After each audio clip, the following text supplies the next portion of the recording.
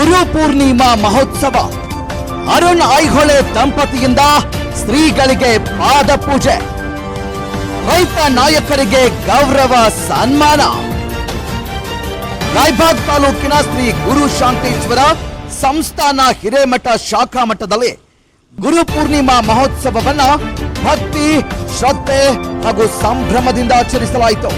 ಈ ಸಂದರ್ಭದಲ್ಲಿ ಶ್ರೀ ಶ್ರೀ ಚಂದ್ರಶೇಖರ್ ಶಿವಾಚಾರ್ಯ ಮಹಾಸ್ವಾಮಿಗಳ ಸಾನ್ನಿಧ್ಯದಲ್ಲಿ ವಿವಿಧ ಧಾರ್ಮಿಕ ಕಾರ್ಯಕ್ರಮಗಳು ಜರುಗಿದವು.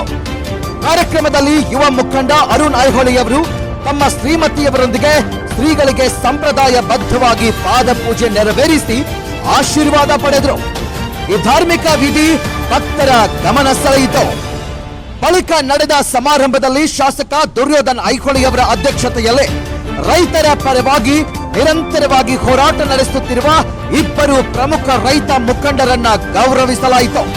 ಶಶಿಕಾಂತ್ ಗುರೂಜಿ ಅವರಿಗೆ ರೈತ ನೇತಾರ ಪ್ರಶಸ್ತಿ ಹಾಗೂ ಕರ್ನಾಟಕ ರಾಜ್ಯ ರೈತ ಸಂಘ ಮತ್ತು ಹಸಿರು ಸೇನೆ ರಾಜ್ಯಾಧ್ಯಕ್ಷ ಚುನಪ್ಪ ಪೂಜಾರಿ ಅವರಿಗೆ ರೈತ ನಾಯಕ ಪ್ರಶಸ್ತಿಯನ್ನು ಪ್ರದಾನ ಮಾಡಿ ಸನ್ಮಾನಿಸಲಾಯಿತು. ಗುರುಗಳ ಆಶೀರ್ವಚನ ಹಾಗೂ ಧಾರ್ಮಿಕ ಪ್ರವಚನದೊಂದಿಗೆ ಕಾರ್ಯಕ್ರಮಕ್ಕೆ ಆಧ್ಯಾತ್ಮಿಕ ಮೆರುಗು ದೊರೆಯಿತು.